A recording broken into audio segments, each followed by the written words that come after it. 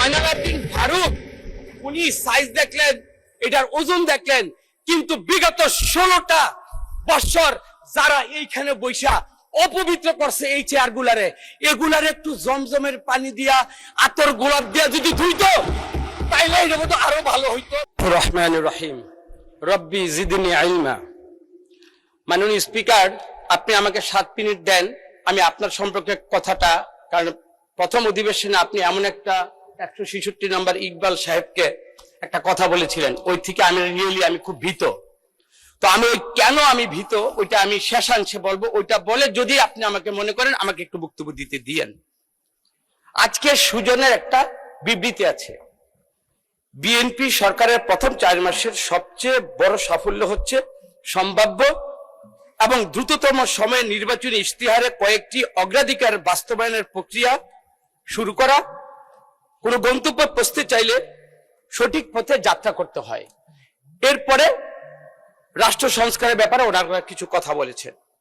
আজকে এইখানে দাঁড়িয়ে প্রথমে বাজেট বক্তব্য নিয়ে আমি শুধু এতটুকু বলতে চাই, এটা একটা চ্যালেঞ্জিং যিনি দিয়েছেন, যার মাথা থেকে এই বাজেটের উপর যিনি কথা বলছেন, আমি শুধু এতটুকু বলতে চাই এটা চ্যালেঞ্জিং বাজেট এবং বাস্তবায়ন এবং এর দায়িত্ব কিন্তু আমার অর্থমন্ত্রী মহোদয়, যার মাথা আছে তার মাথা ব্যথা আছে। যেহেতু মাথা থেকে এত বড় একটা বাজেট আসছে, এটা চ্যালেঞ্জিং। এই চ্যালেঞ্জিং বললেই আমরা কিন্তু ছেড়ে দিতে পারি না। আমরা যদি কোরিয়ার দিকে তাকাই, 1965-এ এরকম চ্যালেঞ্জিং একটা উচ্চাভিলাষী বাজেটের উপর কিন্তু আজকের কোরিয়া আজকে এই জায়গায়। আমরা যদি সিঙ্গাপুরের দিকে তাকাই, 1960-এ এরকম চ্যালেঞ্জিং বাজেটের উপরে কিন্তু সিঙ্গাপুর আজকে এই অবস্থানে আসছে। আমার বিরোধী দলের আজকে প্রথম আলোতে আরেকটা সংবাদ এসেছে, জনাব ইলিয়াস আলী সহ 100 জনের খুনের সাথে জিয়াউল হাসান জড়িত। এই সংসদের মাধ্যমে বলতে চাই, আমি যখন লুনাকে দেখি, আমি যখন মিষ্টিকে দেখি, আমি যখন তুলিকে দেখি, আমার সামনে যখন আমি হাম্মামকে দেখি, ওপাশে যখন আমি ব্যারিস্টার আরমান এবং এই যে শফিকুল ইসলাম মাসুদকে দেখি, আমাকে ইলিয়াস আলী গুম হওয়ার পরে 4 দিনের মাথায় আমাকে গুম করা হয়েছিল। আমি দেশ টিভির টক শোতে ছিলাম, আমাকে ওইখান থেকে নিয়ে গিয়ে বলেছিল তুই ইলিয়াস আলীকে ফেরত দে। আমাকে পরের দিন ডিবি অফিসে এক মহিলা, ওই মহিলাকে সাথে কিছু ককটেল দিয়ে আমাকে রিকভারি দেওয়ার জন্য আমাকে ওইখানে ট্রায়াল করা হয়েছিল। এবং আমার উপর যে নির্যাতনটা হয়েছিল, মাননীয় স্বরাষ্ট্রমন্ত্রী, আপনি মনে আছে, আপনি ওসিন হল 360 নম্বর রুম, আমার 356 নম্বর রুম। স্বৈরাচার এরশাদ ল ডিপার্টমেন্টে আপনাকে যখন রক্তাক্ত করেছিল, আমরাই কিন্তু আপনার ছোট ভাই হয়ে আপনার রুমকে পাশে দাঁড়িয়েছিলাম। আজকে আল্লাহ আপনাকে স্বরাষ্ট্রমন্ত্রী বানিয়েছেন। আপনার এই স্বরাষ্ট্র মন্ত্রিত্বের মধ্যে দিয়ে যত কুলাঙ্গার, আমার বলতে দ্বিধা নেই, জিয়াউল হাসান, বেনজির, হারুনরা যত মায়ের বুক খালি করেছে, যতগুলো মানুষকে আজকে অন্তরের হাহাকার নিয়ে এই সংসদে আমাদের কথা বলতে হয়, এই মানুষগুলোর বিচার ইনশাল্লাহ আপনার হাত দিয়ে হবে। কারণ আপনিও একজন মজলুম। আপনারা যাকে শিলংয়ে পাঠিয়েছিলেন, এটা কোনো স্বাভাবিক প্রক্রিয়ার মধ্যে ছিল না। আমরা সবকিছু যদি স্বাভাবিক ভাবে নেই তাহলে কিন্তু হবে না। মাননীয় স্পিকার, আপনার মাধ্যমে আরেকটি কথা আমি এখানে বলবো। গুম খুনের কথা বলতে গিয়ে আজকে আরেকটা কথা বলি। সবাই জানে তুলিক, মাননীয়, ওই দিন রানা, আলামিন, রাসেল নামে জগন্নাথ বিশ্ববিদ্যালয়ের আরো 3টা ছেলে গুম হয়েছে। আমরা কিন্তু কোনোদিন এই নামগুলো জানি না। এই সুমনের সাথে আরো 6টা ছেলে গুম হয়েছে, আজও তাদের বাপ মা খুঁজে পায়নি। আমি মনে করি মাননীয় স্বরাষ্ট্রমন্ত্রী, আপনি সবগুলোকে বিচারের আওতায় এনে আপনি ইনশাআল্লাহ বাংলাদেশে আপনি একটা দৃষ্টান্ত স্থাপন করবেন। এইখানে পার্লামেন্টে অনেক কথা হয়, আমি একটা কথা আমি বলতেই হবে, কারণ আমি মুন্সিগঞ্জের মানুষ। পরশুদিন আমাদের মহাসচিব স্যার মুন্সিগঞ্জে গিয়েছিলেন। এর আগের দিন আমার বিরোধী দলের নেতা উনি ওই দিন গিয়েছিলেন। তো আমাদের শারমিন, সমাজ কল্যাণ প্রতিমন্ত্রী, আমরা সার্কিট হাউসে ছিলাম। আমরা বরাবরই এই বিরোধী দলের নেতাকে আমি ব্যক্তিগতভাবে সম্মান করি। মক্কায় ওনার সাথে আমি দেখা করেছি। আর মুন্সিগঞ্জের রাজনীতিতে সবসময় আমরা দেখেন এই যে জামাতে ইসলামের প্রোগ্রামেও কিন্তু আমাকে চিফ গেস্ট হিসাবে দাওয়াত দিয়ে আমাকে নিয়ে গিয়েছে। মাওলানা মামুনুল হক উনিও আমাকে ওনার মিটিং এ আমাকে দাওয়াত দিয়ে আমার সম্পর্কে 2 মিনিট প্রশংসা করে। এই যে দেখেন আপনাদের 11 দলীয় জোটের যে নূর হোসেন নুরানি আমাকে নির্বাচনের পূর্বে আমার বাসায় গিয়ে আমাকে মাথায় হাত দিয়ে আশীর্বাদ করে এসেছে। মানে আমাদের মুন্সিগঞ্জের সম্পর্কটা এমন। আর আতিথেয়তায় আমরা কিন্তু খুব অভ্যস্ত। মুন্সিগঞ্জের আতিথেয়তা সম্পর্কে জানেন, শারমিন আপা সহকারে আমরা জামাত ইসলামের ওই সাইটের হতে বললাম আমাদের আমির জামাতে কখন আসবেন, উনি বলবেন যে আরো সময় লাগবে। তখন বললাম যে আমাদের সালামটা উনি দিয়েন। আমি তো মুন্সিগঞ্জে একজন মানুষ, কিন্তু আবার আরো তো 2 জন প্রতিনিধি আছে। পরের দিন যখন স্যার গেলেন, স্যারের সামনে উনি কি কথা বলেছেন, কোন আবেগের কথা, আমি কিন্তু ওনার কথার কিছু বলতে চাই না, বাট এমন একটা কথা পুরো মুন্সিগঞ্জকে নিয়ে বলেছেন, সেটা ওখানে একটা উত্তেজনা তৈরি হচ্ছে। তখন এই মির্জা ফখরুল মহাসচিব বলল, রতন তুমি এইটা নিয়ে সংসদে গিয়ে সুন্দরভাবে বলো, তাহলে অন্তত পক্ষে তোমার মুন্সিগঞ্জবাসীর যে সংক্ষুব্ধতা, তাদের যে মনের কষ্টটা ইনশাআল্লাহ দূর হয়ে যাবে।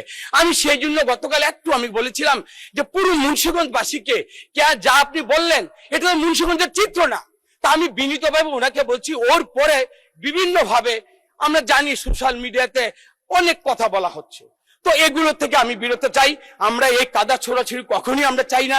আর যেহেতু আমাদের সুন্দর একটা পরিবেশ, এই পরিবেশের মধ্যে আপনি মুন্সিগঞ্জকে আপনি দেখেন কিভাবে চলছে, আমার কথাগুলো শুনলেন না।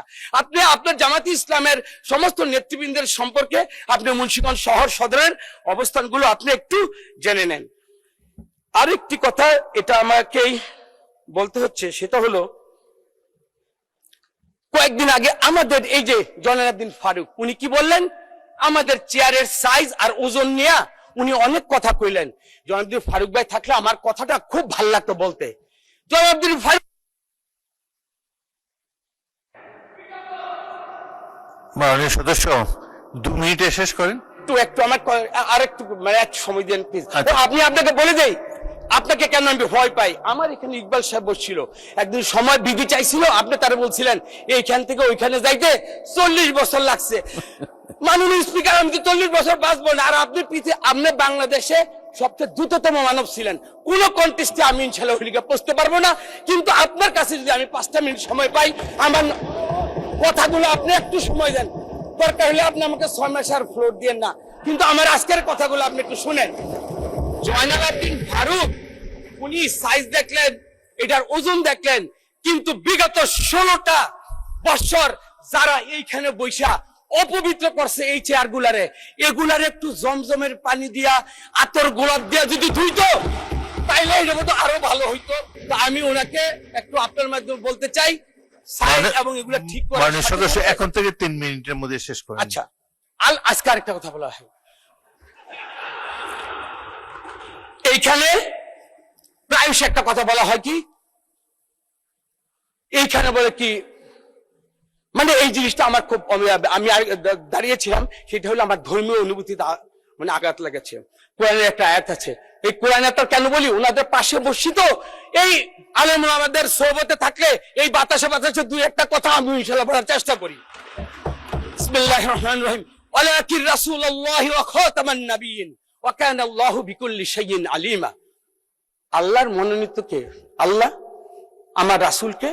রাসূল আল্লাহর রাসূল, এবং খাতামান নাবিয়্যিন, এরপরে আর কোন নবী আসবেন না।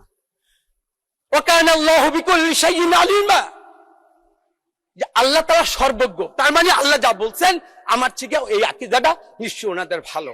আমরা প্রায়শই বলি দুনিয়াবি কাজের জন্য আমরা কি করি, আমরা বলে কোথায় বলে বেহেশতের কথা বলি।